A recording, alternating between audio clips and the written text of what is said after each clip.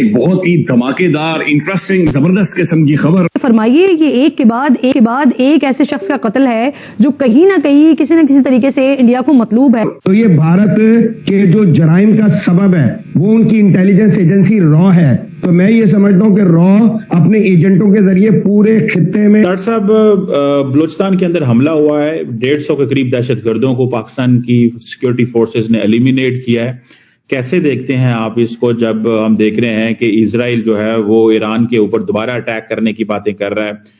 کہا جا رہا ہے کہ اسرائیل کی بھی بہت زیادہ پینیٹریشن جو ہے وہ بلوچستان میں ہے، وہ اس کے ریڈار میں ہے. اور پرتگال میں جو آتنکی ہے پاکستان ISI کی شے پہ جو کام کرتا ہے شہزاد بھٹی، اس پر حملہ کا دعویٰ کیا گیا ہے. پاکستان میں ہندوستان کے دشمنوں کا خاتمہ کون کر رہا ہے؟ شہزاد بھٹی کی اس حملے میں موت ہوئی ہے تو ظاہر سی بات ہے کہ یہ پاکستان کے لیے ایک بہت بڑا جھٹکا ہے.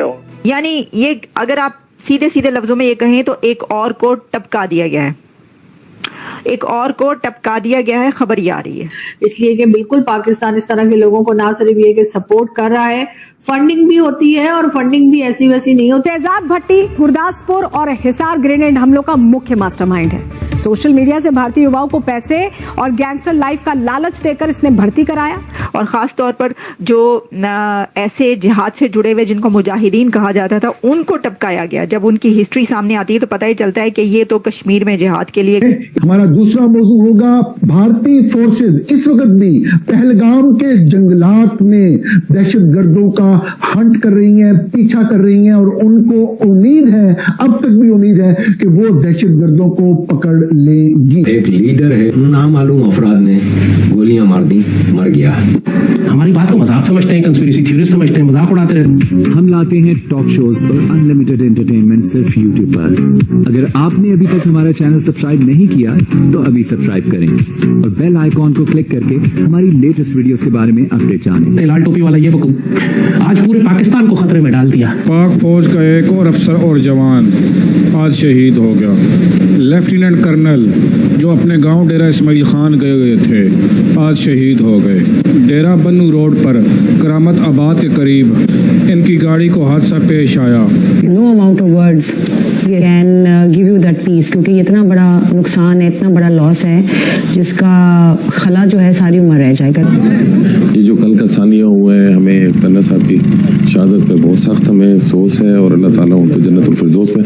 پاکستان کے اندر بہت سارے لوگوں کی ٹارگٹ کلنگ ہوئی، خیبر پختونخوا سے لے کے پنجاب، پنجاب سے کشمیر، کشمیر سے سندھ تک، یعنی تینوں ایریاز میں آلموسٹ شاید 20 کے قریب جو ہے لوگوں کو ٹارگٹ کیا گیا، اور جن کے بارے میں معلومات یہ ہے کہ ان کا تعلق مختلف آرگنائزیشن سے تھا جو کشمیر کے اندر لڑتے رہے ہیں، جس کو ہندوستان کہتا ہے کہ یہ ٹیررزم ایکٹیویٹیز کے اندر انوالو تھے انڈین سائڈ کے کشمیر میں. پرائم منسٹر ہاؤس کی طرف سے ایشو کر دی جاتی ہے اور کہا جاتا ہے کہ جی ایسا کچھ نہیں ہے اور ہم تو بڑے امن سے رہنا چاہتے ہیں. اس وقت بھی پرائم منسٹر شہباز شریف صاحب جو ہیں وہ کئی کنٹریز کے وزٹ پر ہیں اور ہر جگہ جا کر وہ یہی بتا رہے ہیں کہ جی بھارت نے ہمارے اوپر اٹیک کر دیا جبکہ ہم نے تو کچھ کیا نہیں اور ہم بڑے ہی معصوم لوگ ہیں.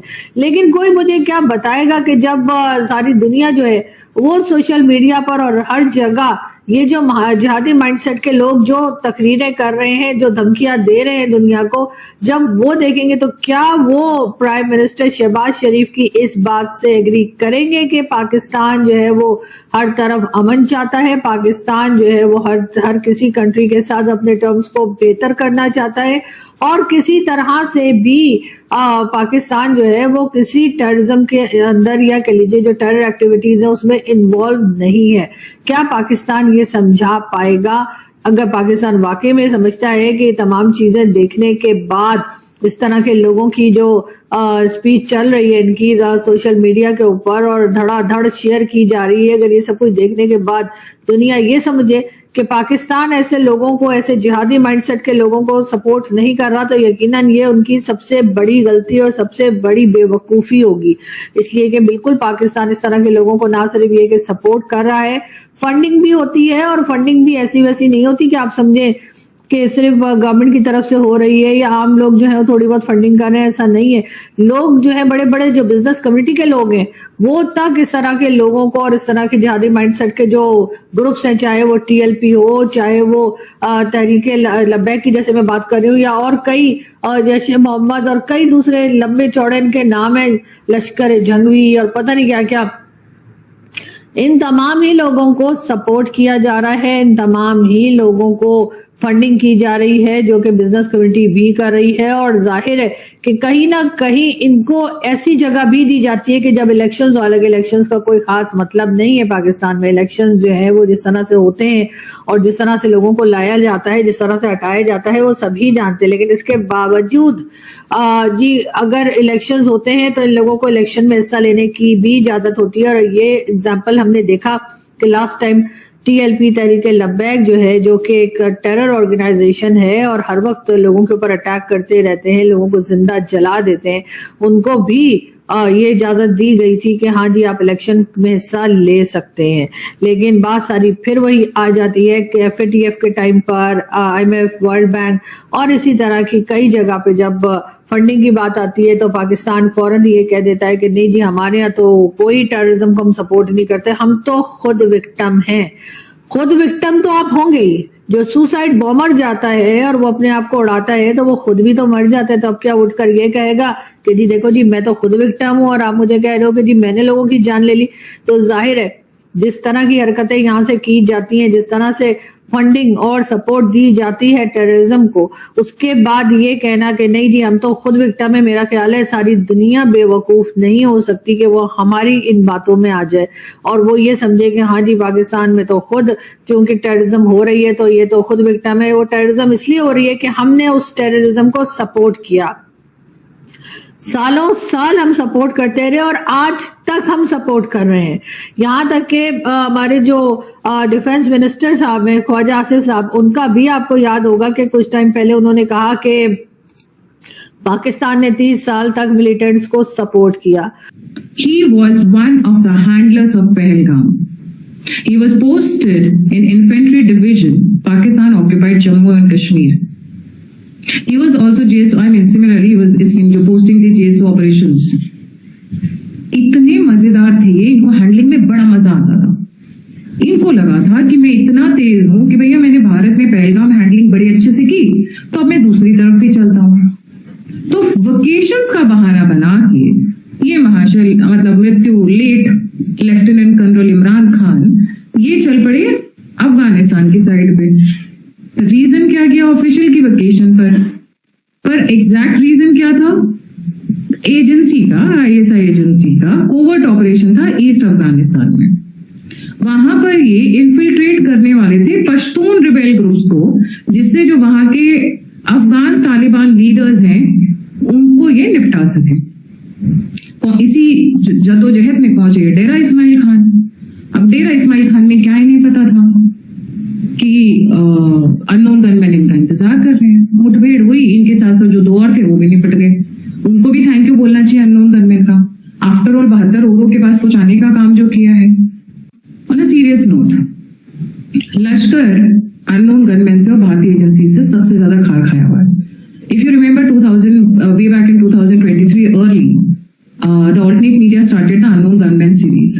जब इनके स्टार्टिंग में स्टार्ट हुए थे मारने, तो सबसे पहले निशाने पे कौन था? लश्कर था.